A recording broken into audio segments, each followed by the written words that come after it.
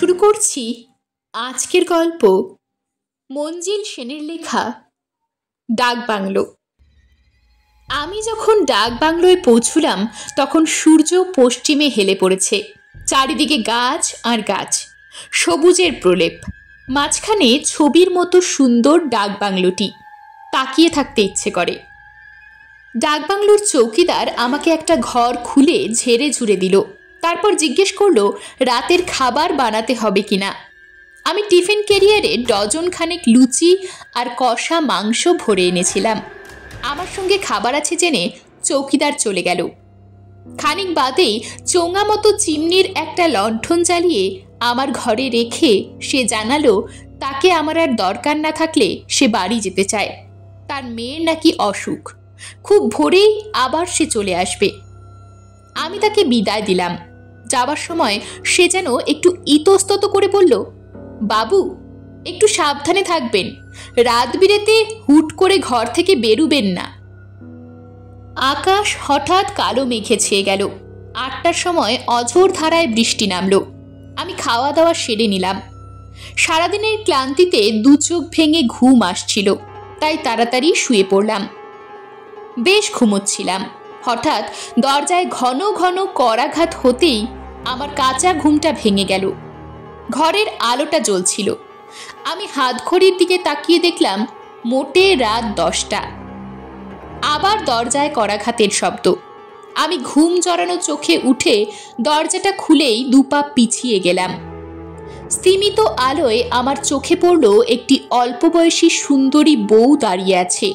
তার 2 চোখে উদ্বেগ আর আশঙ্কার ছায়া। বৃষ্টিতে বউটি ভিজে একেবারে যেন নেয়ে গেছে। সবচেয়ে যা আমাকে বিমূঢ় করল তা হচ্ছে বউটির মুখ বেয়ে রক্তের ধারা নেমে আসছে। বউটির কথায় আমার চমক ভাঙল। ব্যাকুল কণ্ঠে আমাকে লক্ষ্য করে বলে উঠল, শিগগির আসুন, আমার স্বামীর ভীষণ বিপদ। রাস্তায় অ্যাক্সিডেন্ট হয়ে তিনি অজ্ঞান হয়ে পড়ে আছেন। আমি আর কিছু ভাববার সময় পেলাম না। টর্চটা হাতে নিয়ে বউটির পিছন পিছন ছুটলাম। বৃষ্টি তখন অনেকটা ধরে এসেছে। ভাগ্য ভালো রাস্তাটা পাকা, তাই বিশেষ অসুবিধে হচ্ছিল না।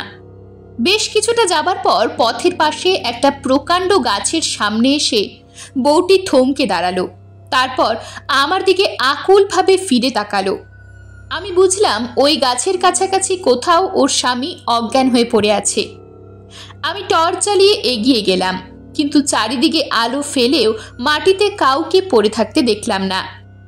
মিনিট কয়েক ব্যর্থ খোঁজাখুঁজির পর আমি বউটি যেখানে দাঁড়িয়েছিল সেখানে ফিরে এলাম, কিন্তু তাকেও দেখতে পেলাম না। আমার সঙ্গে ছিল 5 ব্যাটারির শক্তিশালী টর্চ। সেই আলো পথের ওপরে ফেললাম। আপনি কোথায় বলে তাকে উদ্দেশ্য করে গলা ফাটিয়ে চিৎকার করলাম, কিন্তু বউটির কোনো সাড়া শব্দই পেলাম না। কি করব ভাবছি, এমন সময় কাছেই মেয়েলি কণ্ঠে কে যেন কাতর বিলাপ করে উঠল। আমি সেই শব্দ লক্ষ্য করে এগিয়ে গিয়ে আলো ফেললাম, কিন্তু কই, কেউ তো নেই। আমি হতবুদ্ধি হয়ে দাঁড়িয়ে রইলাম। পরক্ষণেই সেই বিলাপ আবার ভেসে এলো, কিন্তু এবার আরও একটু দূর থেকে। একটা প্রচণ্ড বেদনা যেন সেই বিলাপ ধ্বনির মধ্য দিয়ে জীবন্ত হয়ে উঠতে চাইছে। একটা বিদেহী আত্মা যেন গঙিয়ে গঙিয়ে কেঁদে আকাশে বাতাসে তার অব্যক্ত যাতনা ছড়িয়ে দিচ্ছে। আমার সমস্ত শরীর যেন হিম হয়ে গেল। একটা ভীষণ ভয় আমাকে পেয়ে বসল। তারপরই আমি মরিয়া হয়ে ডাকবাংলো লক্ষ্য করে ছুটলাম। আর সেই কান্নাটা চড়া সুর তুলে পরমুহূর্তে আছড়ে খান খান হয়ে আমাকে অনুসরণ করতে লাগলো।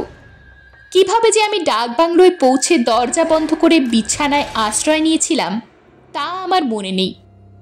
পরদিন সব ঘটনা জানতে পারলাম।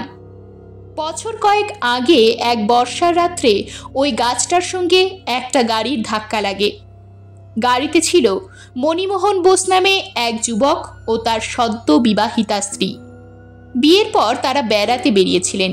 বোধহয় জোর বৃষ্টির দরুন দৃষ্টি ঝাপসা হয়ে যাওয়ার ফলেই দুর্ঘটনা ঘটেছিল। ভদ্রলোকের স্ত্রীও গুরুতর আহত হন, কিন্তু স্বামীর অবস্থা দেখে ওই অবস্থাতেই তিনি সাহায্যের আশায় ছোটেন। ডাকবাংলোটাই তার চোখে পড়েছিল। সেই রাতে ভাগ্যক্রমে একজন বিশিষ্ট শল্য চিকিৎসক ডাকবাংলোয় আশ্রয় নিয়েছিলেন।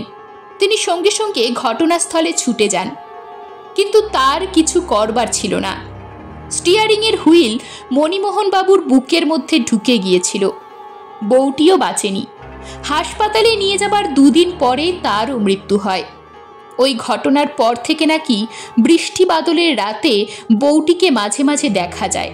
স্বামীর প্রাণ রক্ষার আশায় সে ডাকবাংলোয় ছুটে আসে। এরকমই আরও সব গল্প পেতে চ্যানেলটিকে সাবস্ক্রাইব করে দেবেন। আর গল্পটি যদি ভালো লেগে থাকে তাহলে লাইক, শেয়ার আর কমেন্ট করে দেবেন।